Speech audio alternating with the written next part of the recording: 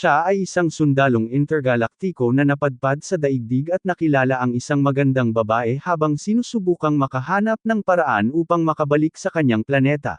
Nagsisimula ang ating kwento kay Lito, isang batang sundalo ngunit may karanasan para sa sangkatauhan sa isang mundo kung saan nasakop ng sangkatauhan ang mga kalawakan at lumikha ng isang utopia na pinangalanang Avalon sa ilalim ng pamamahala ng Galactic Alliance of Humankind.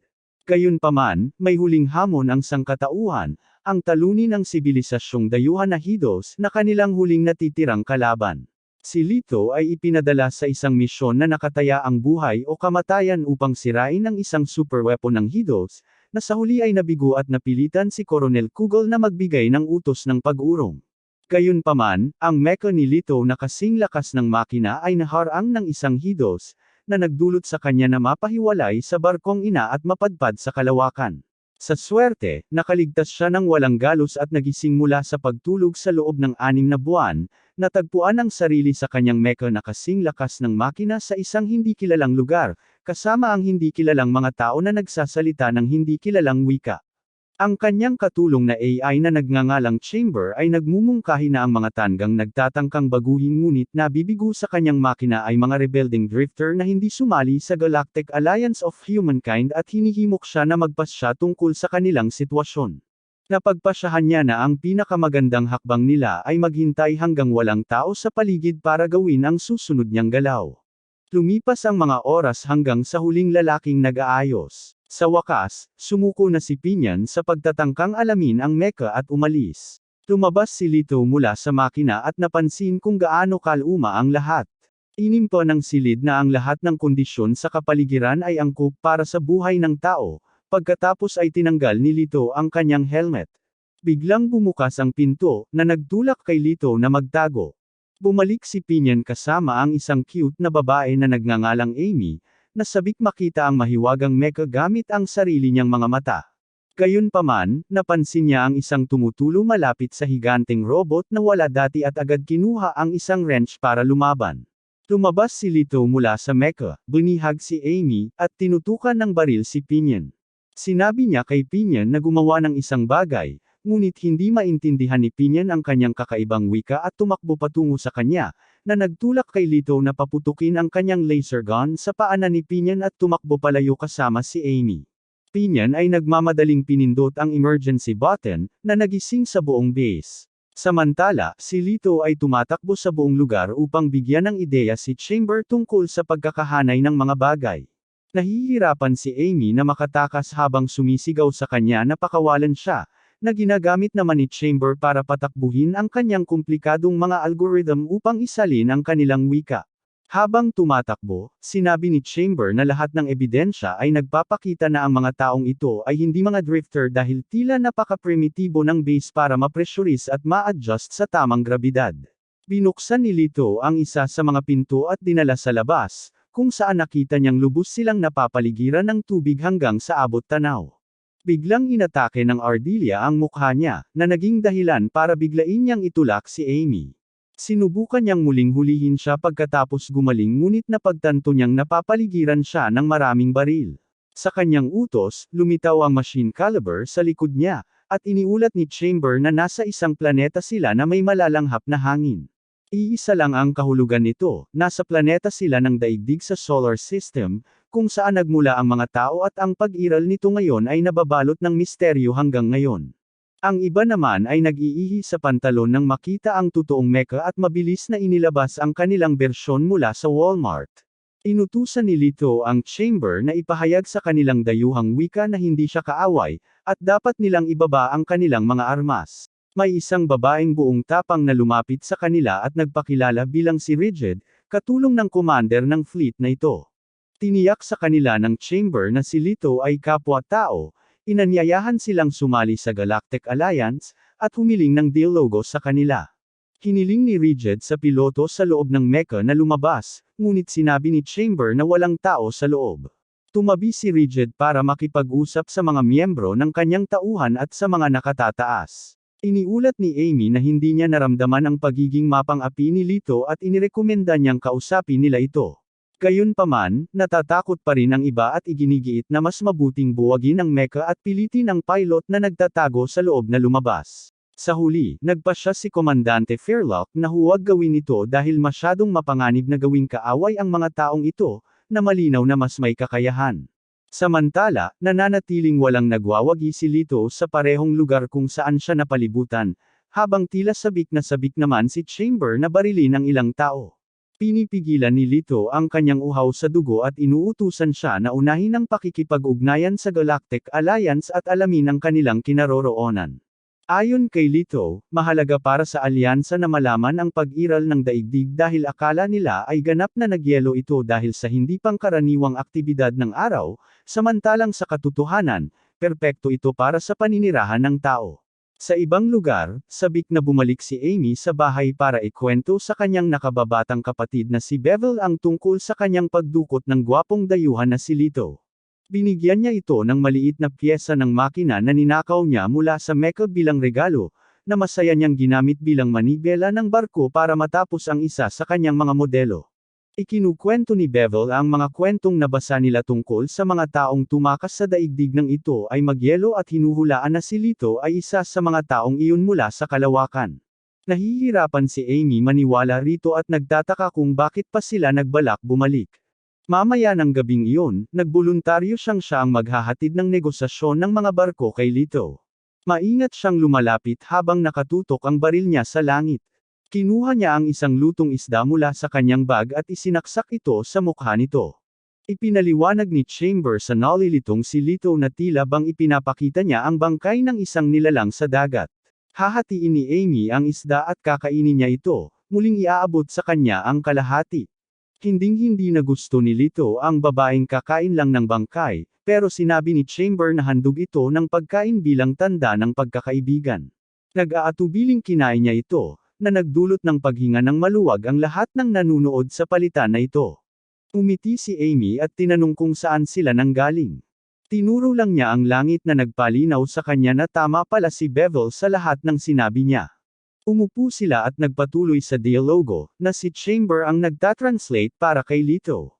Pagkatapos nilang ikwento ang buong istorya ni Avalon at ni Haida, hiniling ni Amy sa piloto, na kanina pa nagsasalita at gumagaling sa wika nito, na ipakita ang mukha nito. Gayunpaman, ipinaliwanag ni Chamber na walang tao sa loob at binuksan ang pintuan upang ipakita ito sa kanya. Hindi siya makapaniwala sa kanyang nakikita at sobrang nasasabik na matuto pa tungkol sa futuristic society ni Lito. Ipinaliwanag niya na ayon sa kanilang mga talaan sa kasaysayan, ang daigdig ay isang planeta ng yelo, ngunit unti-unting natunaw ang yelo hanggang sa natakpan nito ang planeta ng malawak na karagatan. Ngayon, ang mga tao sa daigdig ay nakatira sa magkakaugnay na mga barko na tinatawag na mga fleet, tulad ng nasa larawan na tinatawag na Gargantia. Nangunguha sila ng mga lumang barko at yaman sa ilalim ng dagat para mabuhay at sumusunod sa mga alon ng kalawakan, na mga kumikinang na bahagi ng karagatan na sinisinagan ng mga insekto sa dagat na nag-iimbak ng kuryente, na ginagamit nila para paandaran ang kanilang mga barko. Bagaman humanga si Lito sa kagandahan ng mga alon sa kalawakan, nakaramdam siya ng stress dahil patuloy na nahihirapan si Chamber na makuha ang kanilang mga koordinada. Kinabukasan, sinubukan ni Amy na kumbansihin ang mga nakatataas na bumuo ng alyansa sa panig ni Lito ngunit nabigo. Inaprubahan ng commander ang paghuhukay sa ilalim ng dagat kung saan nila natagpuan ang mecha na kasing laki ng machine caliber para sa anumang kainahinalang bagay. Gayunpaman, ito ay natigil ng isang sorpresang pag-atake ng mga pirata. Si Velo, ang pinuno ng mga excavator, ay ipinadala sa harapang linya upang ipagtanggol ang hukbo, ngunit ang kanyang koponan ay nalampasan ng kaaway, na may mga unit sa himpapawid na tinatawag na kites. Hinihiling ni Amy kay Lito na tulungan sila, na pumayag naman siya na may balak gamitin ito bilang panukli sa ibang pagkakataon. Sumakay siya sa makina na may kalibre ng bala at inilunsad ang kanyang mabilis na pag-atake na agad na nagpabagsak sa bawat barkong pirata. Lahat ay natigilan sa takot nang makita ang malaking pagkawasak. Bumalik si Lito sa hukbo upang iulat na nawasak na niya ang lahat ng pirata ng kaaway. Inaasahan niyang magpalakpakan ang lahat, pero sa halip, mukhang malungkot si Amy at tumakbo palayo, habang nagtataka sina Chamber at Lito kung ano ang posibleng nagawa nilang mali. Ang mga pangit at matatandang nasa itaas ay nag-aalala na ang marahas na mga aksyon ni Leto ay maaaring magdulot ng digmaan sa pagitan nila at ng mga pirata. Pinatahimik sila ng commander at nagpasya na mas mabuting maghintay at tingnan kung paano tutugan ang mga pirata bago gumawa ng anumang hakbang. Pagkatapos ng pulong, kinonsolo ni Velo si Amy, na nababagabag sa mga ginawa ni Leto, at isinama siya upang makipag-usap dito. Humihingi ng paumanhin si Amy sa kanya dahil sa pagtakas kanina, at inaalok ni Velo sa kanya ang bangkay ng manok bilang handog ng kapayapaan. Labis na nag-aalala si Leto kaya pinag-iisipan niyang simulan ang pagpatay sa kanila, ngunit sa huli ay nakipag-usap siya sa kanila upang talakayin ang usapin ng mga pirata. Wala siyang nakikitang mali sa pagpapasingaw niya sa mga pirata dahil napakalalaki nila, ngunit ipinaliwanag ni Velo na ang pagpatay ang pinakamalaking paglabag sa mundo, at sapat lang ang pinapatay nilang isda at ibon para mabuhay. Tinanong ni Leto kung bakit sila armado kung ganoon, na sinagot niya na ginagawa lang nila ito bilang pagtatanggol sa sarili laban sa mga pirata, at walang sinuman sa kanila ang papatay sa isa't isa maliban kung huling pagpipilian na. Gayunpaman, ngayong may dam-anak na dugo, tiyak na gag-antay ang mga pirata. Hinihiling niya kay Leto na ipahiram ang kanyang kapangyarihan upang tulungan silang mapanatiling malayo ang mga pirata at binibigyan siya ng isang kakaibang mukhang komunikador upang makipag-ugnayan sa kanya. Kapag pinaalis na ni Velo si Amy, nagpasalamat siya rito sa pagprotekta sa kanilang mga barko at sinubukan siyang akitin sa pamamagitan ng pag-anyaya sa kanyang manatili rito magpakailanman. Nandidiri siya sa ideya pero sinabi niyang pag-iisipan niya ito para mapanatili ang kapayapaan. Kinabukasan, isang malaking armada na may sagisag ng yulang dagat ang naglayag patungo sa Gargantua, na nangangahulugan lamang ng isang bagay. Si Lady Rackage ng mga pirata ang nangunguna sa pag-atake, at ang kanyang armada ay doble ang laki kaysa kay Gargantua. Pinag-iisipan ng mga nakatataas ang pakikipag-ayos, pero alam ni Komandante Fairlock na walang silbi ang pakikipag-usap kapag dumating sila para maghiganti. Kumalat ang katahimikan sa silid hanggang sa imungkahi ni Velo na kausapin nila si Leto at binuksan ang komunikador. Kinausap siya ni Bridget sa ngalan ng commander at tinanong kung bakit siya handang tumulong sa kanila kung kaya niyang sirain ang kanilang buong hukbo ng mag-isa. Sumagot si Leto na tatalunan niya ang mga pirata kapalit ng negosasyon at karapatang makasama sila hanggang sa malaman niya kung ano ang gagawin. Pagkarinig nito, pumayag ang commander na tanggapin ang kanyang mga kondisyon. Agad silang nagsimulang maghanda para sa paparating na pag-atake bago pa man sila maabutan ng mga pirata sa gabi. Plano nilang gamitin si Leto at ang kanyang makina bilang pan-distract upang ilayo ang atensyon ng mga pirata mula sa pag-atake ni Gargantua. Kapag lubos nang lumubog ang araw, palihim na lumapit si Leto sa piratang barko sa kadiliman at nagningning ng nakasisilaw na liwanag mula sa machine caliber. Lahat ng barkong pirata ay nagpaputok ng apoy sa Mecca, na madaling nakaiwas. Habang abala sila, nagsimulang magpaputok ang mga barko ni Gargantua sa kaaway, ngunit hindi nagtagal ang pagkaabala, at ibinalik ng mga pirata ang kanilang pokus sa armada. 15 sa mga barko ni Gargantua ang hindi na magamit sa loob ng 1 minuto ng labanan, na nagtulak kay Leto na muling sumali sa laban. Sa tulong ni Chamber, sinira niya ang ilang sandata at makina ng mga ito nang walang nasawi. Samantala, ang pangunahing barko ni Gargantua ay tinamaan ng isang sorpresang atake ng mga pirata, na matalinong nagpakalat ng ilang mechas mula sa isang barkong nasa ilalim ng tubig. Abala ang mga tropa sa pagpigil sa pag-atras ng mecha ng kaaway, nang biglang makita ang isang malaking mecha na hugis yulang, na minamaneho ni Lady Rackage, na sumasakay sa alon patungo sa hukbo. Sinubukan ng isang barkong pang-atake na barilin ito, ngunit iniiwasan nito ang gulo sa pamamagitan ng pagtalon sa ibabaw nito. Mabilis siyang sumusulong, bumangga sa katawan ng pangunahing barko, at ginamit ang kanyang pangunahing mekanikal na katawan para umakyat sa lumulutang na kuta. Inutusan ng commander ang lahat ng iba na lumikas dahil siya lang ang kanyang hinahabol, ngunit bago pa man siya makarating sa kanya, tinambo siya ni Leto mula sa likod. Inaasahan niyang itutulak siya nito, pero sa halip ay kumapit ito sa kanya para hindi siya makagalaw. Hindi nagtagal, dumating ang 2 tauhan niya sakay ng maliliit na speedboats at kinulong sina Leto at Lady Rackage upang dalhin sila pabalik sa base ng mga pirata. Gayunpaman, ginamit ni Leto ang kanyang nakahihigit na teknolohiya sa himpapawid upang hilahin silang lahat pataas sa hangin, at inutusan silang sumuko kaagad. Kapag hindi sila sumusuko, pinapaikot-ikot niya sila sa ere na parang Ferris wheel sa impyerno at patuloy na sinasabihang sumuko. Alam ni Lady Rockage na natalo siya, pero pinili niya ang kamatayan kaysa sumuko. Ang natitirang mga pirata ay agad na umatras dahil sa takot pagkatapos makita ang pagkatalo ng kanilang pinuno, at ipinagdiwang ng mga sibilyan ng Gargantua ang kanilang tagumpay. Sa pagkakataong ito, sinalubong si Leto ng nagpapalakpak na madla sa Amy, na nagbigay sa kanya ng isang bangkos ng sariwang isda.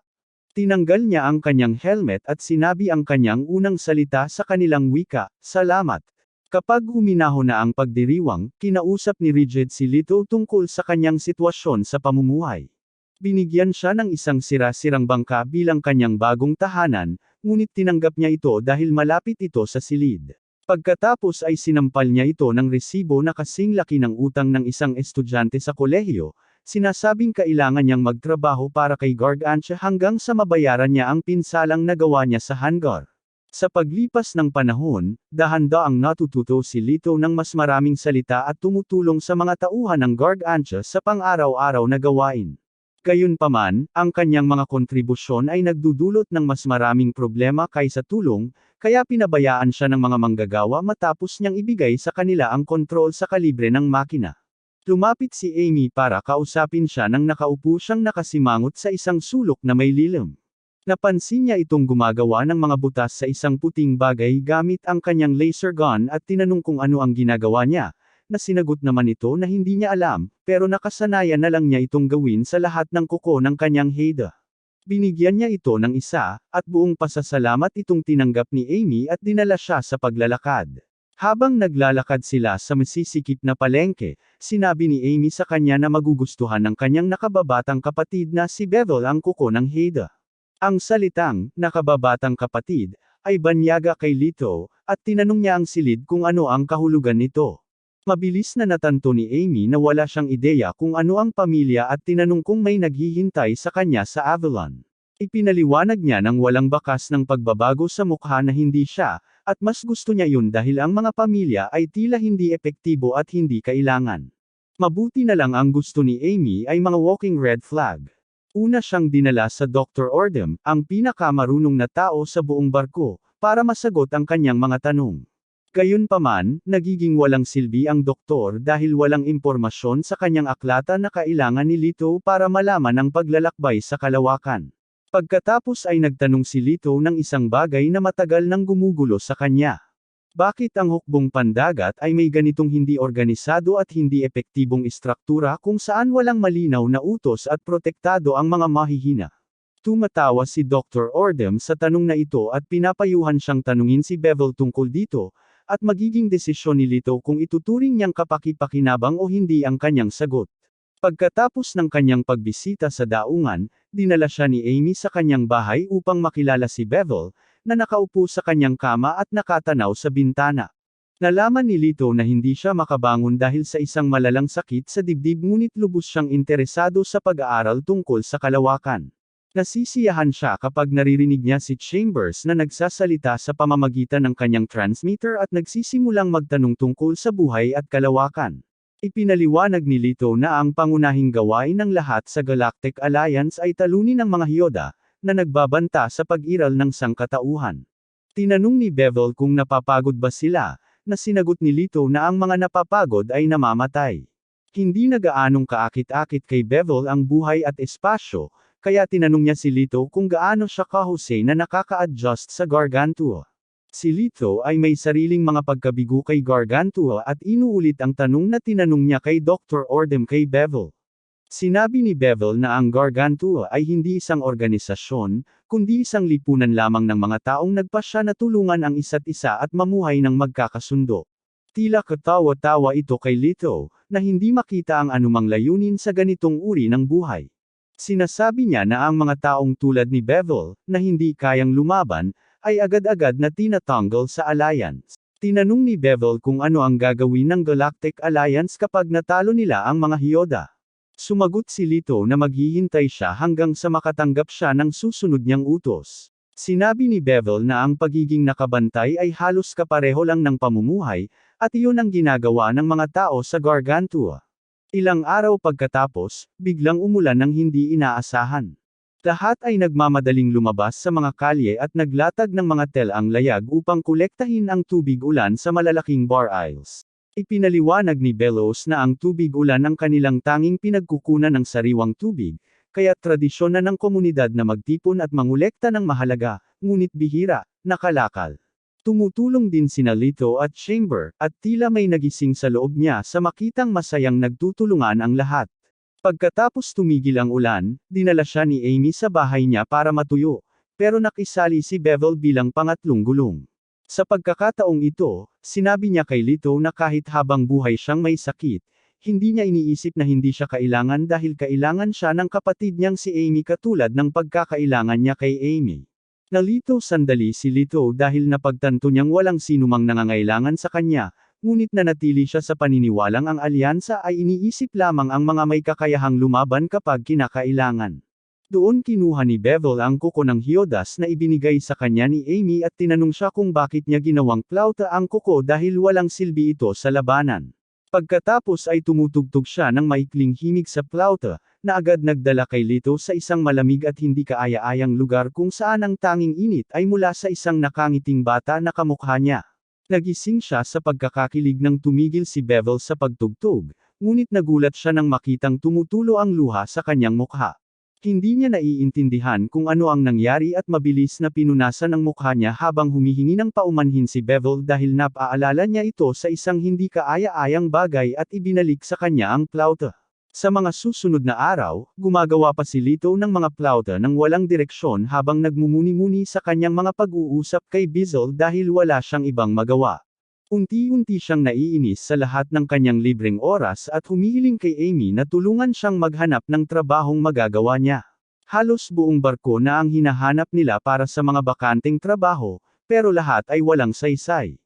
Ang nabigong paghahanap na ito ay biglang natigil dahil sa paghinto ng buong hukbo, na nagpalagay kay Lito na nasa krisis sila. Gayunpaman, sinabi ni Pinion sa kanya na maging masaya dahil ito ang una niyang pakikipag-usap at inanyayahan siya sa kanyang lihim na party. Nakipagkita sila kay Amy at Bevel, na biglang hindi na masyadong may sakit para makipag-party. Ipinaliwanag ni Bevel na ang calm ay kapag pinapatay ang makina ng barko dahil hamina ang hangin at ginagamit ang araw para sa pagpapanatili ng barko. Para sa karamihan ng tao, ito ay isang napakahalagang pahinga mula sa kanilang regular na trabaho. Naging magulo ang simula ng party dahil naantala ang pagbabalik ng kuryente, na nagpawalang silbi sa electric grill para lutuin ang masarap na karne. Sinusubukan ni Lito na tumulong sa pamamagitan ng paggamit ng kanyang makina na may kakayahang mag-ihaw ng karne gamit ang heat pulse, ngunit napakalakas nito kaya wala itong nagawa kundi sunugin ang pagkain. Sa halip, ipinadala siya ni Pinion sa bahay ng isang kainahinalang lola para kumuha ng isang mahalagang bagay. Naranasan ni Lito ang mas nakakatakot na bahagi ng bayan habang sinusundan ang address ng lola, na tumagal ng kalahati ng araw. Pagdating niya doon, binasa ng lola ang sulat ni Pinion at tahimik siyang binigyan ng kahon na hindi niya kayang buksan dahil sa takot.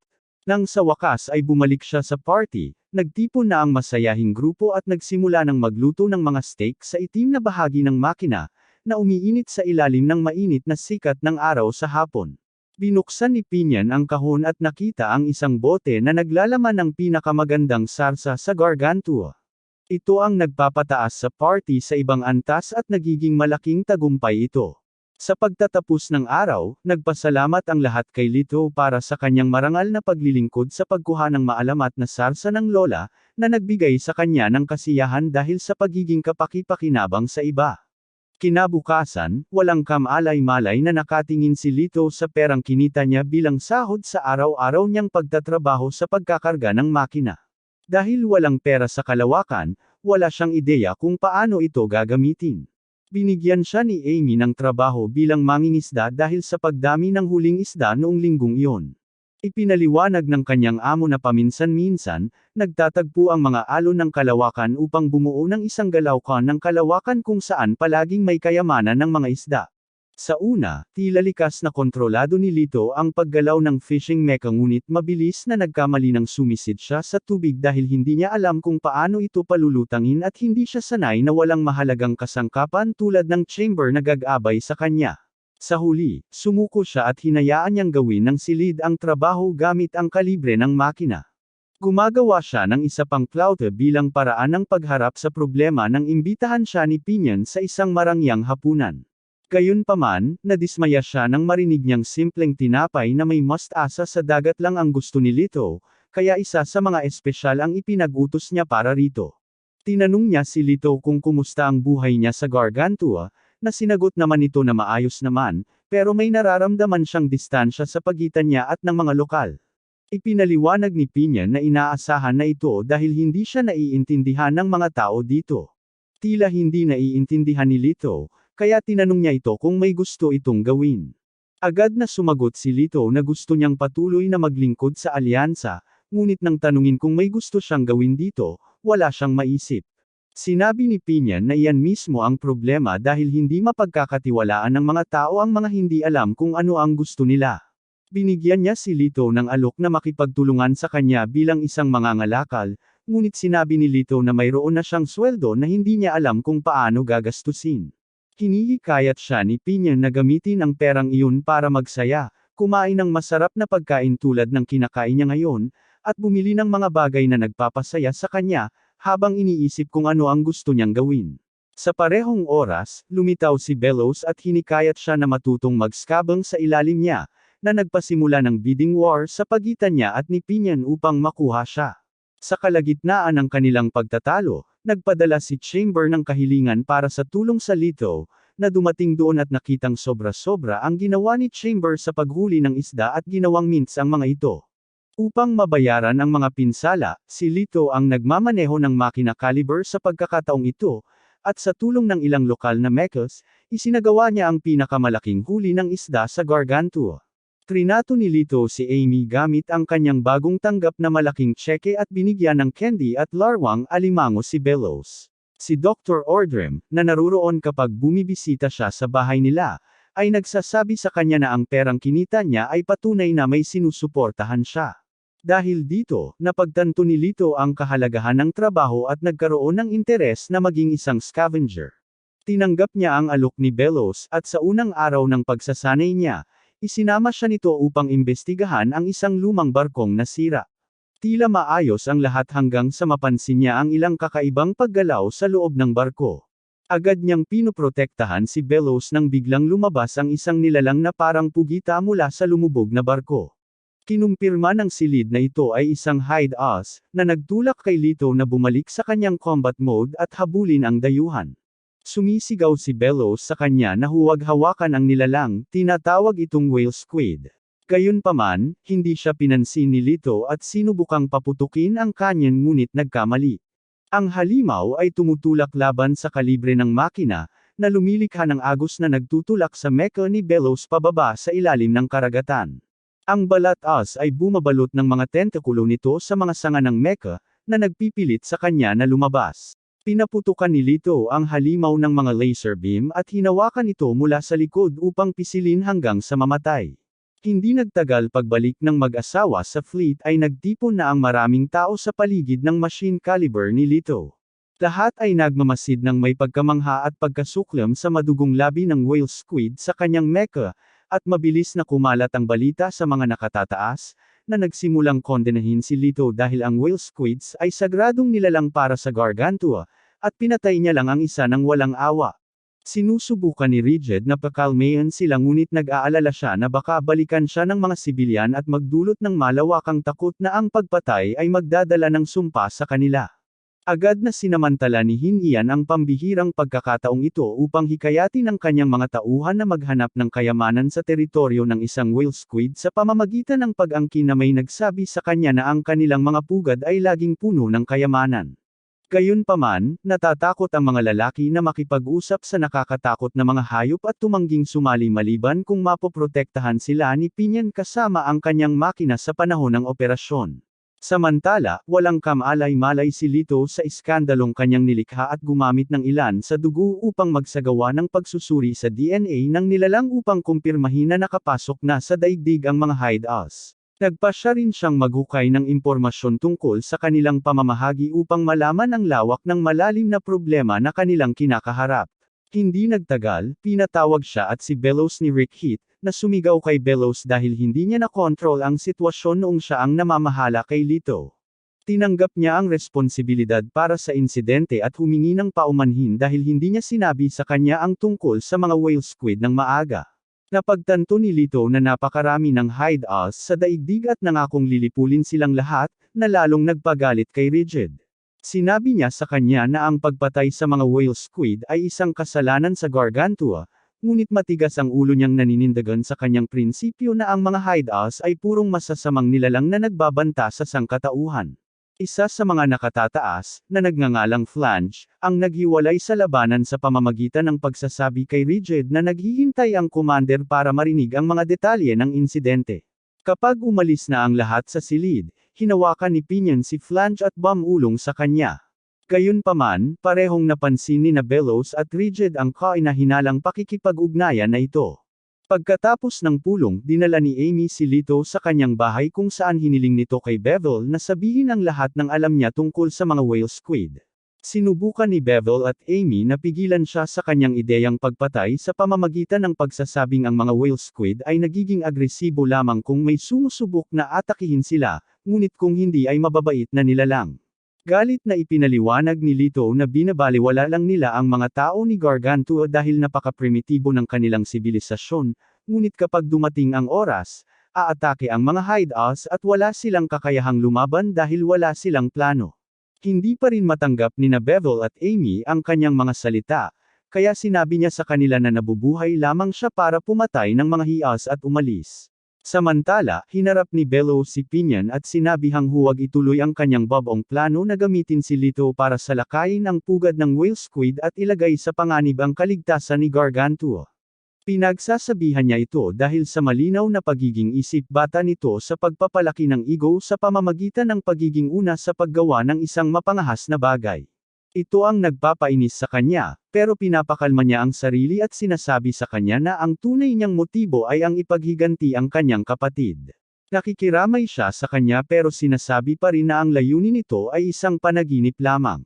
Samantala, ibinabahagi ni Lito ang kanyang mga pagkabigo kay Chamber at nagiging hindi na mapagpasensya sa kanilang kawalan ng kakayahang makipag-ugnayan sa Galactic Alliance. Kinumpirma ng kamera na perpektong tumutugma ang DNA sa mga balat, na lalong nagpapalala sa kanyang paghihirap. Sinabi ni Chamber na hindi tinatanggap ng mga tao sa Gargantua ang mga paniniwala ni Lito dahil ang kanilang pilosopiya ay fundamental na naiiba sa Alliance. Nang tanungin ni Lito kung ano ito, sinagot niya na walang salitang umiiral sa wika ng Alliance para ilarawan ito, ngunit sa daigdig, ito ay ang magkakasamang pamumuhay at pagtutulungan. Mamaya ng gabing iyon, nakitang mabilis na papalapit sa armada ang isang malaking kawon ng whale squids at dinagtagal ay ipinaalam ito ni Chamber kay Lito. Agad siyang sumugod patungo sa kanyang machine caliber, ngunit nakarating si Amy sa oras at sinabihang tumigil siya. Wasak ang control room ng barko matapos matuklasan ang napakalaking kawon na papunta mismo sa kanilang mga barko sa mababaw na tubig, at isang emergency siren ang tumutunog sa buong katawan ng Gargantua upang bigyan ng babala ang mga sibilyan. Pumasok si Komandante Fairlock sa control room at inutusan silang patigilan ang sirena. Pagkatapos ng katahimikan sa buong hukbo, nagsalita ang commander sa lahat at sinabihan silang manatiling kalmado. Tiniyak niya sa kanila na may plano siya para matiyak na walang masamang mangyari kay Gargantua at hiniling sa lahat ng sibilyan na huwag gumawa ng ingay hanggat maaari. Inutusan niya si Rigid na tiyakin na lahat ng makina ng barko at supply ng kuryente ay patayin upang walang liwanag at ingay na nagmumula sa armada. Habang namamatay ang kuryente, nahihirapan si Amy na pigilan si Lito. Hinikayat niya itong hayaan siyang lumaban ng mag-isa at nangakong aalis sa Gargantua pagkatapos niyang matupad ang kanyang layunin. Si Rigid at ang kanyang mga tauhan ay dumating sa eksena na nakatutok ang kanilang mga baril sa kanya. Binibigyan niya siya ng kapangyarihan na kumilos ayon sa kanyang naisin kung sakaling atakihin ng mga whale squid ang armada, ngunit hanggat hindi naman, kailangan niyang sundin ang kanilang mga utos. Sa sandaling iyon, hinaharang ng Cowan ang flota, at daan-daang whale squid ang lumalangoy sa tabi ng mga barko. Nananatiling tahimik ang lahat habang nagtatayugan ang nakakatakot na mga anino sa ilalim ng mabilis na barko, at sa huli, ligtas na nakalampas ang Cowan. Bumantong hininga si Amy sa ginhawa at hinawakan ang balikat ni Leto, ngunit nagalit ito at sinabing hindi siya maaaring manatili rito kung nais niyang gampanan ang kanyang tungkulin bilang sundalo. Kinabukasan, nilapitan ni Pinion ang commander dala ang mungkahi na sirain ang pugad ng isang whale squid sa tulong ni Leto, at nagpakita ng listahan ng mga pangalan ng mga barkong sumang-ayon na samahan siya sa kanyang ekspedisyon. Sinusuportahan siya ni Flange at sinasabing sasali rin ang lahat ng kanyang barko sa misyon dahil gusto rin niyang makinabang sa malawak na kayamanan na naiwan sa ilalim ng dagat ng maunlad na sibilisasyong dating nanirahan sa daigdig. Malaking dagok ito sa commander dahil malaking bahagi ng mga barko ay pag-aari ni Flange, at ang kanyang pag-alis ay magiging malaking pagbawas sa linya ng depensa ni Gargant. Malapit na niyang tanggihan ang panukala pero huminto siya sa kalagitnaan ng pangungusap dahil sa biglang atake sa puso. Samantala, ipinaalam ni Chamber kay Leto na sa wakas ay natagpuan na niya ang mga koordinada ng alyansa, ngunit imposible ang pagliligtas dahil ang oras na kakailanganin ng alyansa upang matanggap ang anumang mensahe niya ay mahigit 6,000 taon. Sa sandaling iyon, natanto ni Leto na hindi na siya kailanman makakabalik sa Galactic Alliance. Sa klinika ni Dr. Ordrim, nagkamalay lang si Commander Fairlock sandali para ibigay ang misteryosong susi at ipasa ang kanyang titulo ng commander kay Rigid, na umiiyak na hinawakan ang kanyang kamay habang siya ay namamatay. Ang desisyon ng namayapang commander ay hindi nagustuhan ng mga matatanda at pangit na matataas na opisyal, na hindi matagalan ang ideya na pamunuan ng isang batang babae. Bilang resulta, tinutulan nila ang kanyang kahilingan na talakayin ang mungkahi ni Flange na humiwalay sa armada sa panahon ng libing, at hindi niya napigilan si Flange na umalis. Isa lang sa mga kalbo na nagngangalang Crone ang naiwan para sabihang huwag mawala ng pag-asa. Nagsimula ang mahabang proseso ng pagdiskonekta sa mga barko at pinapili ang mga sibilyan kung mananatili sa Gargantia o sasama sa barko ni Flange. Nilapitan ni Pinion si Leto at nakipagkasundo kung saan papayagan si Leto na patayin ang lahat ng whale squid na nakatira sa isa sa kanilang pugad, at si Pinion naman ang maglolob ng mga kayamanang matatagpuan doon.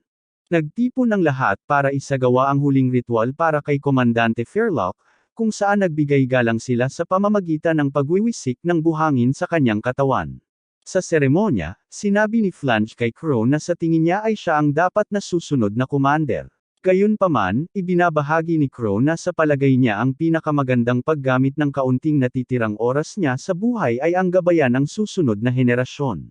Hinihiling ni Flange ang pinakamagandang kapalaran para sa kanya, at nagpaalam sila kay Fairlock sa huling pagkakataon.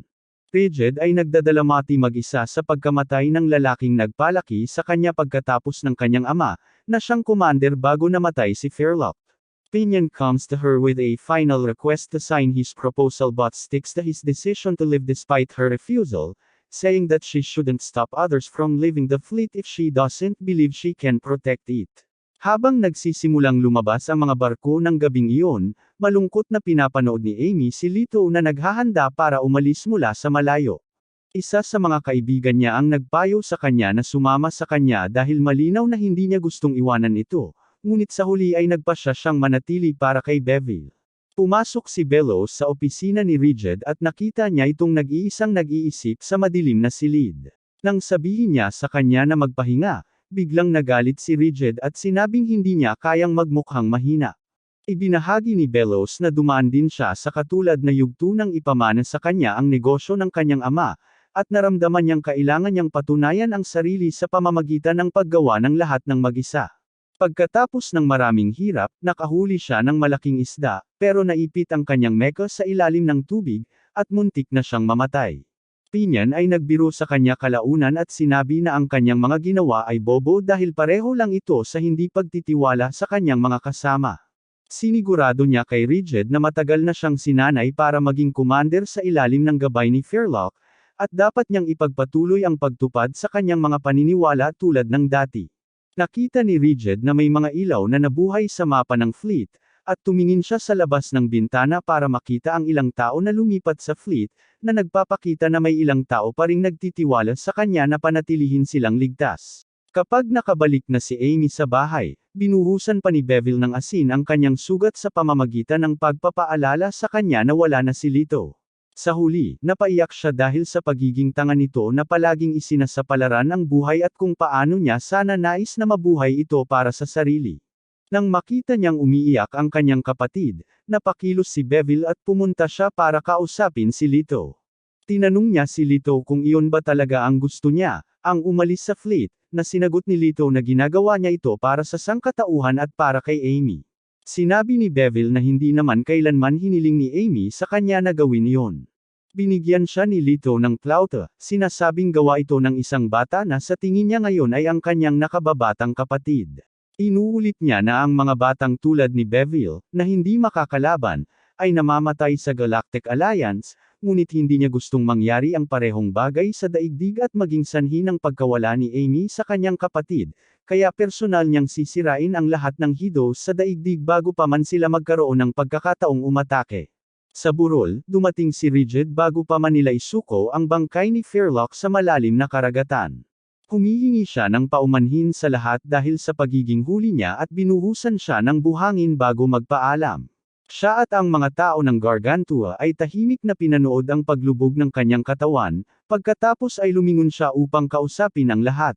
Formal siyang nagpakilala bilang bagong commander nila at sinabi ang kanyang layunin na ipagpatuloy ang hiling ni Fairlock na protektahan ang Gargantua. Inamin niya ang kanyang kawalan ng kakayahan na pigilan ang napakaraming umalis sa barko na dapat ay kanilang tahanan at hiniling sa natitirang mga tao na suportahan siya. Isang hindi komportableng katahimikan ang bumalot sa eksena at malapit ng unang ipahayag ni Bellows ang kanyang suporta nang siya ay putulin ng pinuno ng mangingisda, na nagsabing lahat ng mga veterano ay nasa kanyang panig. Lahat ng iba ay sumasang-ayon at nagpalakpakan para kay Rigid. Kinabukasan, binisita ni Lito sina Amy at Beverly sa kanilang bahay at nagpaalam. Nagmakaawa si Beverly na bumalik siya kay Gargantua ng buhay dahil pinapanatili niya ang plauta para sa kanya. Hinihiling ni Lito ang kanilang ikabubuti at umalis kasama ang huling barko. Sa wakas ay pinirmahan ni Rigid ang panukala ni Pinion, na ginagawa itong kanyang unang opisyal na desisyon bilang commander. Tigtas na nakarating ang mga barko sa dagat ng Hamog, na siyang bahagi ng karagatan na pinaniniwala ang pinakamalaking pugad ng whale squid kung saan walang sinumang nakabalik ng buhay. Naalala ni Pinion ang panahong sinubukan niyang looban ang pugad ng whale squid kasama ang kanyang kapatid, ngunit nagkamali ang lahat, at nakita niyang namatay ang kanyang kapatid sa kamay ng mga halimaw sa dagat na iyon. Gayunpaman, determinado siyang magtagumpay sa pagkakataong ito at buong kumpiyansa niyang pinamumunuan ang kanyang mga tauhan sa makapal na hamog. Agad silang inatake ng mga whale squid, ngunit hinarap sila ni Lito gamit ang kanyang machine caliber. Sa kabutihang palad, mas mahina ang mga Earthian Hedo kaysa sa mga matatagpuan sa kalawakan, kaya madali para sa kanya na patayin ang lahat ng banta. Maayos naman ang lahat sa simula, pero patuloy na dumarami ang bilang ng mga Heroes habang papalapit siya sa pugad. Kasabay nito, binabalaan siya ni Chamber tungkol sa mabilis na pagbaba ng lakas ng kalibre ng makina dahil sa kawalan nito ng kahusayan sa ilalim ng tubig. Sa huli, napakarami na ng kalaban niya kaya imposibleng mapabagsak niya silang lahat, kaya inilayo niya ang mga ito mula sa pugad upang bigyan ng pagkakataon ang mga scavengers na simulan ang kanilang misyon. Sa pagtanggap ng kanyang senyales, nagpakawala ang mga tauhan ni Pinion ng mga bar aisles ng pampasabog sa pugad upang sirain ang lahat ng Heroes sa loob ng saklaw, at pinrotektahan ni Lito ang kanyang sarili gamit ang anti-shock shield. Ang unang pagsabog ay ikinamatay ng mahigit kalahati ng mga hayop, na nagdulot sa kanila na magsimulang umatras pabalik sa kanilang base. Hinahabol sila ni Lito ngunit naharang siya ng isang napakalaking Heroes. Inirerekomenda ng Chamber na umatras upang magpahinga, ngunit nagpasya si Lito na magpatuloy. 12 mas maliliit na Heroes ang nakapaligid sa kanyang mecha, at sinubukan siyang kainin ng higanteng isa, ngunit mabilis niyang pinunit ang kanilang malalambot na katawan at nilipol ang natitirang kaaway. Sinusuri niya ang mas malalalim na bahagi ng pugad at nakatagpo ng maliliit na nilalang na lumilipad at nakakabit sa iba't ibang ibabaw. Hula ni Chamber na ito ang kauna-unahang pagkakataon na makita ang mga batang anyo ng Heroes. Nag-aatubili muna si Leto pero nagpatuloy din siya sa paglipol sa kanila. Sa kalaunan, nakarating siya sa isang malawak na silid sa pugad, na tila naging isang administratibong blok ng anumang gusaling ito. Puno ito ng hindi mabilang na mga aparato sa pag-record na sinusuri ni Chamber para sa datos, ngunit natuklasan niyang ipinagbabawal ng Galactic Alliance ang pag-access sa nilalaman. Ang masasabi lang niya kay Leto ay nakumpirma na ang mga guhong ito ay isang pasilidad sa pananaliksik ng sinaunang sibilisasyon ng daigdig.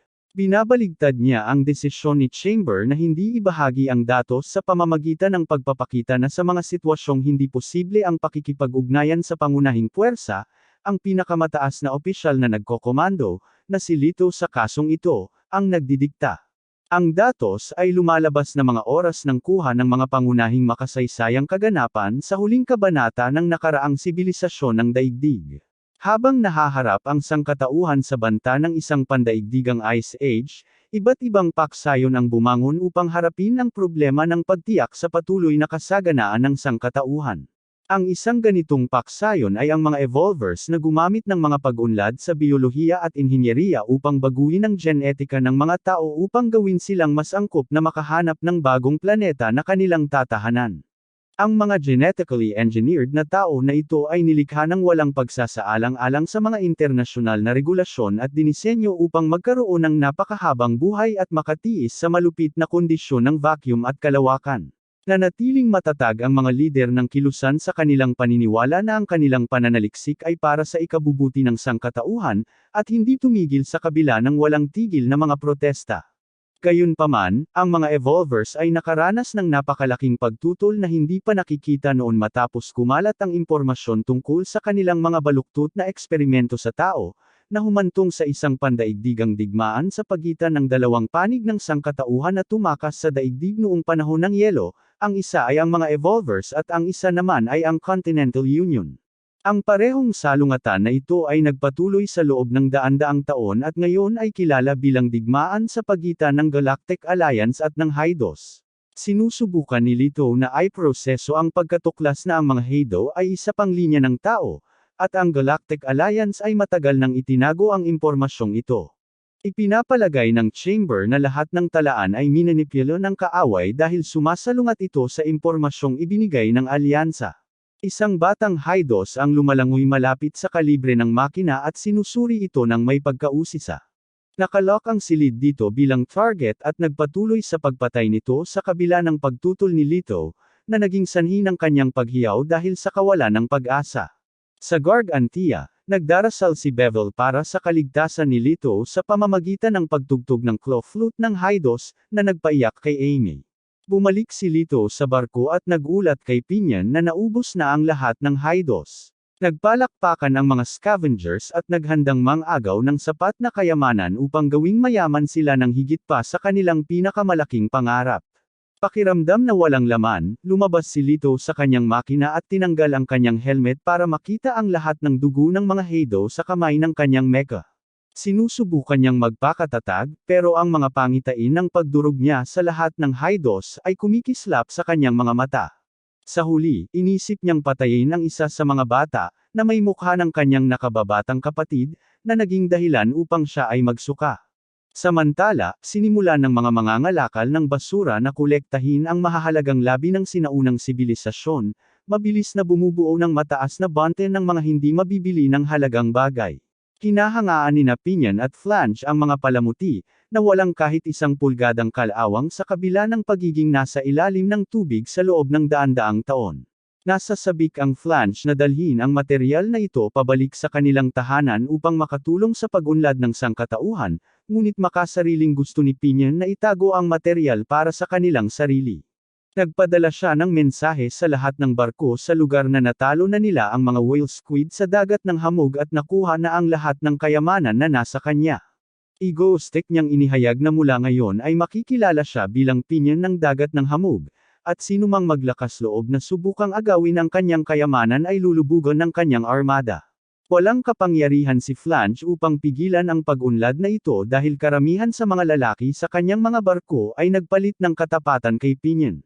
Bukod pa rito, hindi nila magagamit ng maayos ang anumang materyales na kanilang nakalap kung mawawala ang kakayahan ni Pinyan bilang mekaniko. Sinigawan ni Pinyan si Lito dahil hindi na ito tumutulong sa paghahanap ng makakain, pero tumanggi si Lito na sumali anuman ang mangyari.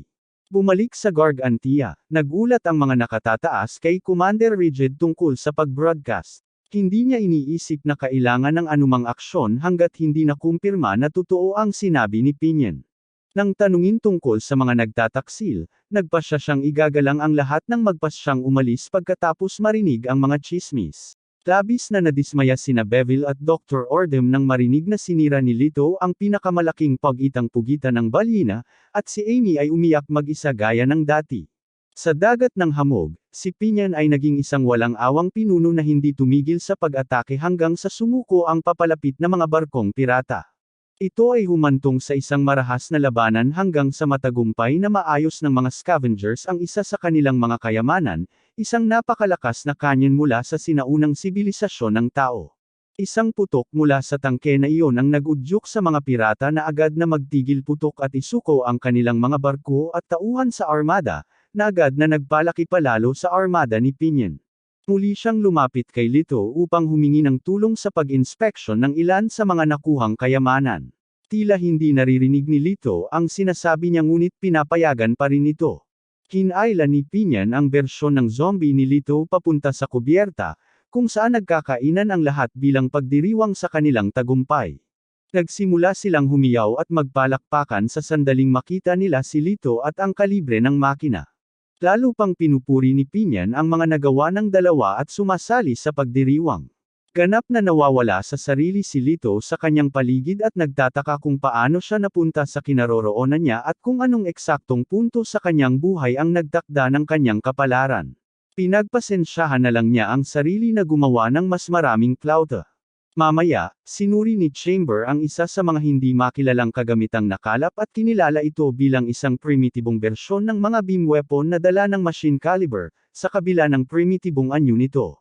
Tinataya niyang halos daang beses ang lakas militar nito kumpara sa buong armada, at sa tamang pagkukumpuni, maibabalik ito sa orihinal nitong kondisyon. Hindi na maaaring maging mas maayos ang mga bagay para kay Pinyan, at tumakbo siya para sabihin ito kay Lito. Samantala, nasa kalagitnaan pa rin ng kanyang pagkasira ng ulo si Lito. Iniulat ni Chamber sa kanya na nakahanap siya ng ebidensyang nagpapatunay sa footage na nakuha nila sa pugad ng Haida. Ang mga alon ng liwanag na gumagawa ng kuryente sa kalawakan ay talagang mga nanomachines na matatagpuan sa exoskeleton ng mga Haida, na dinisenyo upang sumipsip ng mga electromagnetic wave tulad ng liwanag at gawing enerhiya sa isang prosesong katulad ng photosynthesis. Tumutugma ito sa paglalarawang makikita sa footage ng Evolver na nagliliste ng mga katangian ng mga genetically modified human being, na nagpapatunay sa ugnayan sa pagitan nila at ng mga Haida. Ganap na sinisira nito ang buong buhay na determinasyon ni Lito na labanan ang mga Haida dahil ngayon ay nabibigatan siya sa kaalamang ang mga ito ay ebolusyon lamang ng mga tao. Gayunpaman, sinabi ni Chamber na nagsagawa siya ng sariling pagsusuri sa mga magagamit na datos, at nakarating sa parehong conclusion na ginawa ng Galactic Alliance. Sinabi niya na hindi maaaring magkasabay ang mga tao at ang mga Haida dahil hindi kailangan ng huli ang sibilisasyon. Ito ay dahil ang mga Haida ay nagkaroon ng matibay na katawan na nakalampas sa pisikal na limitasyon ng katawan ng tao, kaya hindi na nila kailangang palakihin ang kanilang talino at bumuo ng sibilisasyon upang umunlad.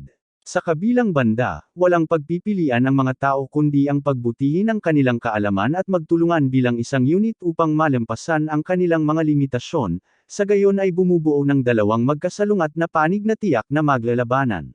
Nawalan ng salita si Lito pagkarinig sa iniisip ni Chamber, at bago pa siya makarating sa isang conclusion, binigyan siya ng babala ni Chamber tungkol sa isang mensahe mula sa Alliance.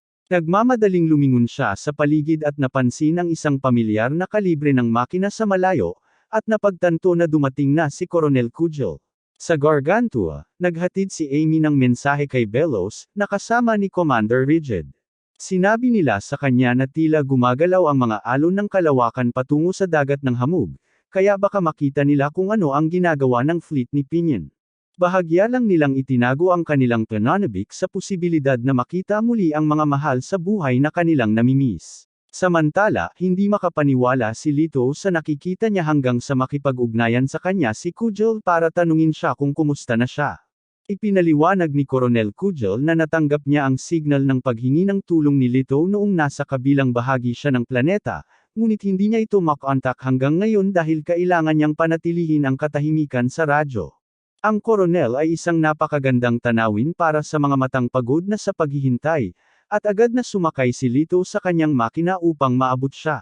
Sa parehong oras, nakita ng fleet ni Pinion ang malaking aninong figure sa kalayuan at nagpasya silang simulan ang pag-atake, sa paniniwalang isa pang barkong pirata ito. Kapag tinamaan ng canyon ang figure, gumaganti ito ng malakas na laser beam na tumatama sa pinakamalaking istruktura sa fleet sa isang iglap. Nagpanik si Pinion at humingi ng tulong kay Lito, ngunit nakita niya na si Lito ay mabilis nang patungo sa anino habang inaanunsyo ang kanyang pagbabalik sa alyansa. Habang papalapit si Lito sa barko ni Coronel Kujal, nakakita siya ng malaking bilang ng mga taong nakasuot ng balabal na nakaayos sa masisikip na grupo. Binati siya ng isa sa kanila at sinamahan sa isang malaking silid na may mesa para sa pagkain. Kapag nakaupo na siya, lilito sa harap niya ang isang hologram ni Coronel Kujal. Ipinaliwanag ni Kujal na hindi niya kayang makipagkita sa kanya ng personal dahil apektado siya ng isang sakit na laganap, na nagiging imposible para sa kanya na umalis sa kanyang esterilisadong sabungan. Sa pagkarinig nito, hiniling ni Chamber kay Kujal na ipadala ng kanyang makina na nagngangalang Striker ang mga detalye ng sakit. Sa barkong pandagat ni Pinion, nagiging hindi mapakali ang mga tao sa pagkakita sa nakakatakot na barko na may ikalawang manlalakbay mula sa kalangitan. Nakakatanggap sila ng mensahe mula sa barkong iyon na magpadala ng kinatawan upang simulan ang dialogo. Sa simula, sinabi ni Flange na siya ang dapat, pero sinabi ni Pinion na siya ang may gawa ng gulo, at dapat na manatili si Flange sa likod para mapanatiling buo ang hukbo. Naghihintay si Pinion sa barkong magdadala sa kanya sa dialogo at nagulat nang makitang lumitaw mula sa usok ang surfing lobster na mecha. Si Lady Rockage ay lumabas mula sa lobster, na nagpapakita na nakaligtas siya sa pagkatalo ng kanyang labanan ng pirata at ngayon ay nagtatrabaho para kay Kujal. Sinamahan niya ito sa plate ni Kujal, nakapansin-pansing may malungkot na kapaligiran. Nagtataka si Pinion na makakita ng mga nagugutom at mahihirap sa mga lansangan, ngunit sinabi ni Lady Rockage na ito ang utos ng kanilang Diyos na ang mahihina ay maglingkod sa malalakas. Idinagdag niya na ang kalibre ng makina ay tinatawag na Thunder Giant, isa sa mga lingkod ng Diyos na naghahatid ng banal na paghuhukom. Samantala, ipinahayag ni Kujal ang kanyang intensyon na sanayin ang mga tao sa daigdig upang sumali sa layunin ng Galactic Alliance na lipulin ang mga Hydos. Ibinahagi ni Lito na ang mga Hydo ay talagang tao, ngunit lumalabas na alam na ito ng koronel, ngunit itinuturing niya ang mga Hydo bilang dating tao na ngayon ay gumagalaw na lamang sa simpleng mga instinct ng hayop. Idinagdag niya na mula nang siya ang kumuha ng kontrol sa hukbong pandagat, binuo niya ang lipunan upang ang mahihina ay makapagbigayan ng malakas na suporta sa isa't isa sa kani-kanilang paraan, sa gayon ay nadaragdagan ang kapakanan ng karaniwang mamamayan. Ipinaliwanag ng Striker na ang kanyang kahulugan ng kagalingan ay nangangahulugang pagpapalaki sa ratio ng benepisyo sa gastos ng isang individual upang mapalaki ang kanilang kontribusyon sa lipunan. Inaanyayahan ni Coronel Kujal si Lito na tulungan siyang baguhin ang planeta, ngunit nagkaroon ng pagdududa sa kaibuturan ng kamalayan ni Lito. Sa ibang lugar, sinamahan ni Rockage si Pinion sa isang walang laman na silid at sinabihang maghintay. Ang kanyang ADHD na pagkatao ay hindi naghihintay kahit isang segundo bago siya magsimulang maglaro ng isang magarbong Rubik's Cube. Magkakaiba ang mga bahagi na bumukas at biglang, isang boses ang umalangaw mula sa maliit na kahon, na nagpapagtanto kay Pinion na ito ay isang transmitter. Ang boses ay nagpapakilala na kay Striker, na binabati siya sa pagpasa sa pagsusulit sa kakayahan at inaanyayahang sumali sa hukbo bilang isang engineer officer upang magamit ang kanyang kasanayan sa teknolohiya at makinabang ang sangkatauhan. Nangako siyang bibigyan siya ng pinakamahusay na pagsasanay para maunawaan ang mga mekanismo ng kanilang mga makabagong armas kung papayag siyang ayusin at magdisenyo ng mga bago. Simpleng tao si Pinion, kaya pumayag siya basta masiguro niya ang kaligtasan ng buong hukbo. Nawala ang hologram ng striker at daan-daang taong nakasuot ng kapa ang pumasok sa mga pinto upang ilagay sa mesa ang masasarap na pagkain at inumin.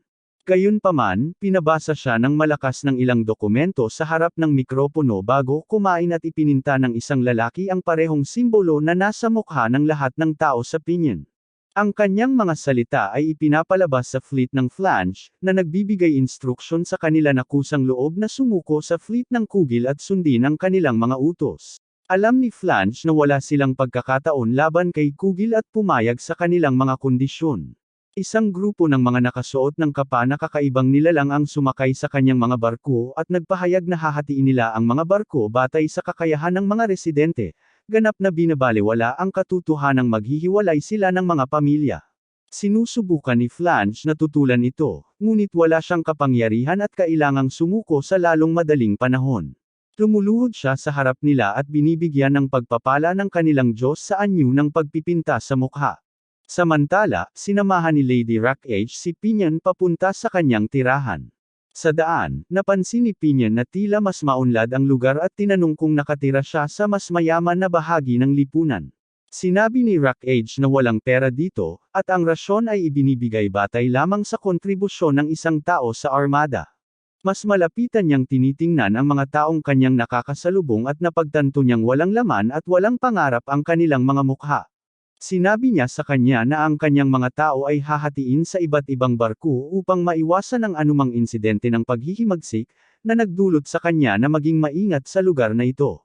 Sumakay si Lito sa kanyang makina para sa medikal na pagsusuri, na nagpitaka sa kanya kung paanong nagawang suwayan ni Kugil ang buong isang barko sa loob ng masikip na espasyong ito. Sinabi ni Chamber na ang pagkakulong niya sa napakalaking dayuhang mecha na ito ay tiyak na nagtanim ng takot sa mga tao at nagsilbing paraan upang mapahusay ang kanyang kontrol sa kanila.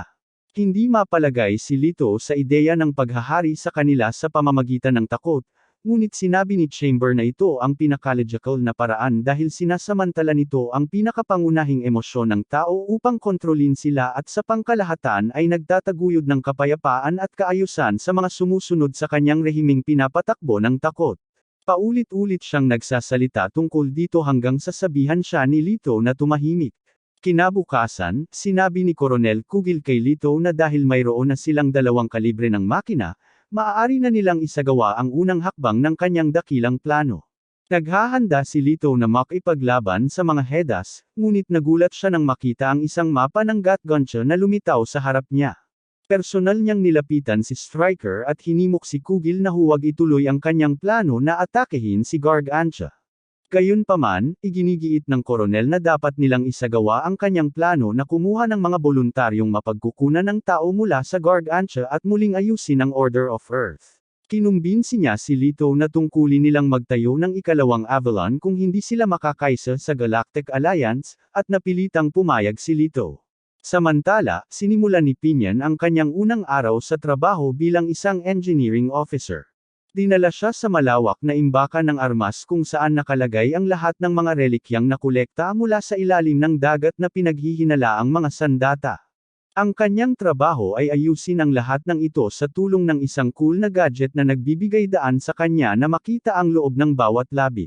Bilang insentibo, pinapayagan siyang panatilihin ang lahat ng mga bagay na hindi magiging kapaki-pakinabang sa armada.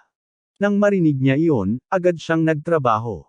Habang sinusuri niya ang walang katapusang mga istant, tinawag siya ni Lady Rackage na traidor at hinimok siyang sumali sa kanyang paghihimagsik laban sa fleet ng Kugil. Ibinunyag niya na nasusuklam siya sa mga gawi sa lugar na ito at nais niyang palubugin ang armada at muling maging pirata.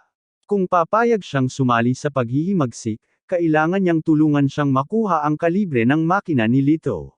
Nagpatuloy si Pinyan sa pag-aayos sa higanteng canyon na kanilang nakuha nang lapitan siya ng isa sa mga orihinal na mensahero ng fleet ng Kugil. Naghatid siya ng opisyal na mensahe at isang nakatagong sulat mula kay Flange para sa kanya. Pagkatapos basahin ito, may lihim siyang pakikipagkita kay Flange, na humihingi sa kanya ng impormasyon tungkol sa kakaibang kalagayan ng mga tao sa fleet ng Kugil. Nag-aalala siya na magiging katulad ng mga ito ang kanyang mga tao kung mananatili sila rito ng masyadong matagal. Ibinahagi ni Pinyan na nasa armada si Lady Rackage at nagpaplanong maghimagsik, ngunit makakasama lamang niya ito kung ibibigay niya rito ang mecha ni Leto. Samantala, pinag-iisipan ni Leto ang mga salita ni Coronel Kugil at naaalala ang kanyang buhay sa Avalon. Nalilihis ang kanyang atensyon sa isang ardilya na kamukha ng alagang hayop ni Amy, na nagsisilbing mapait na paalala kay Amy na naghihintay sa kanya pabalik sa Gargantua. Para mas lumala ang sitwasyon, nagsimulang umulan, na nagpaalala sa kanya ng panahong magkasama silang nangolekta ng tubig ulan. Biglang nakarinig siya ng malakas at malalim na pag-iyak na nagmumula sa kubyerta kaya tumakbo siya para imbestigahan ito. Nakita niya ang lahat ng miyembro ng fleet na nakasuot ng kapa na nagtitipon sa daungan at sabay-sabay na tumatawag habang nakataas ang mga kamay sa langit na parang nasa isang mas trance-like state. Daan-daang karwahe ang itinutulak sa gilid, bawat isa ay naglalaman ng mga taong may sakit at gutom na nakasuot ng straitjacket. Sila ay nakabalot ng puting talukbong habang ipinapahayag ng isang pari na sila ay mararangal na sakripisyo sa mga Diyos ng kalangitan, at daan-daang inosente at mahihinang tao ang itinapon sa karagatan. Habang pinapanood ni Pinion ang nakakatakot na palabas na ito, ibinunyag ni Lady Rockage na ang kanilang susunod na target ay si Gargantua. Sa wakas, nagdesisyon na siyang sumali sa pag-aalsa. Sa parehong oras, nagising si Leto mula sa kanyang pagiging sunod-sonyeron sa Galactic Alliance dahil sa pagka-brainwash at nagpasya siya para sa kanyang sarili na paprotektahan niya ang mga tao ng Gargantua. Nilapitan niya si Chamber para tanungin kung kaya niyang labanan si Stryker, na sinagot niya na hindi siya sigurado sa pagkakaiba nila sa kakayahan sa labanan, ngunit kaya niyang ituring si Stryker bilang kalaban dahil kumikilos siya sa labas ng utos ng Galactic Alliance. Gusto ni Leto ang sagot na iyon at naghahanda na labanan ang kanyang nakatataas, si Coronel Kugil.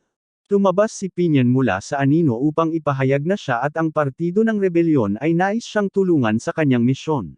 Hiniling ni Leto sa mensahero mula sa fleet ng Flange na personal na ihatid ang mensaheng babala kay Gargantua dahil hindi nila kayang ipagsapalaran na maarang ang anumang radio transmission. Ginagawa niya ang mahaba at mapanganib na paglalakbay sa gitna ng bagyo para marating si Gargantua, ngunit nawala ng malay dahil sa pagod nang makita niya ang armada sa abot tanaw. Sa himalang paraan, nakita siya ni Amy at nailigtas bago pa siya mahulog sa karagatan. Ang mensahe ni Leto kay Gargantua ay nagbabala sa kanila tungkol sa paparating na pag-atake at nagsasabi sa kanila na baguhin ang kanilang direksyon. Sa tingin din ni Komandante Ridget ito ang pinakamagandang hakbang hanggang sa biglang pumasok si Amy sa silid at ibinunyag na sinabi sa kanya ng mensahero na balak ni Leto na lumaban ng mag-isa sa koronel. Nagmakaawa siya sa kanila na tulungan si Leto sa halip na tumakas na parang mga duwag. Nag-aatubiling magsalita muna ang lahat hanggang sasabihin ni Dr. Ordem kay Commander Ridget na kailangan nilang magkaroon ng katapangan na gumawa ng kanilang desisyon tulad ng ginawa ni Leto. Para dito, dapat na sa wakas ay gamitin nila ang susi na ibinigay ng namayapang si Commander Fairlock kay Ridget. Sa fleet ng Kugil, opisyal na ipinahayag ni Coronel Kugil ang simula ng kanyang krusada upang ipakilala ang isang bagong kaayusan sa sangkatauhan sa daigdig. Gayunpaman, natigil ito ni Leto na humarap sa kanya gamit ang kanyang machine caliber at lantad na inihayag ang pagsuway niya kay Kugil. Pinapaalalahanan siya ni Kugil na tungkulin nilang bigyan ng liwanag ang mga primitibong tao sa daigdig, ngunit sinagot siya ni Leto na nabuo na nila ang sarili nilang paraan ng pamumuhay at wala silang karapatang baguhin ito. Tapos na si Coronel Kugil sa pakikipagtalastasan sa kanya at sinimulan ang labanan sa pamamagitan ng pagpapaputok ng laser beam na halos maiwasan ni Leto. Tumilipad sila sa kalangitan upang iputok ang kanilang mga laser beam at missile sa isa't isa, ngunit napansin ni Leto ang malaking pagkakaiba sa kanilang lakas. Hula ni Chamber na nagagawa ni Kugil na magkaroon ng ganitong kasagsagan ng output dahil kumukuha siya ng enerhiya mula sa panlabas na pinagmumulan sa halip na sa karaniwang generator sa Stryker. Ginagawa ni Leto ang kanyang makakaya para iwasan ang mga sinag ni Stryker habang nagpaputok si Pinion ng sinag sa Kugil mula sa kanyan sa barko. Kasabay nito, sumabog ang ilang bomba sa buong hukbo, na nagdisarma sa natitirang mga armas. Sinundan ito ng isang broadcast mula kay Flange na nag-utos sa lahat ng sibilyan na magtago sa mga cargo hangar. Hindi nagpapatalo ang mga baliw na nakasuot ng kapa at sinubukang suportahan ang kanilang Panginoon sa pamamagitan ng pagpapakalat ng maraming mecha, ngunit sinira ni Lady Rockage ang kanilang pagtatangka gamit ang kanyang nakahihigit na mecha na parang yulang sa dagat. Samantala, nahihirapan si Lito na makakuha ng momentum sa laban niya kay Kugil at nasugatan matapos makabangga kay Striker. Nagawa niyang makalipad ng biglaan bago mahulog sa karagatan at nataman ng perpektong puntiryang Maizil ang kanyang puwit sa Striker salamat kay Pinion.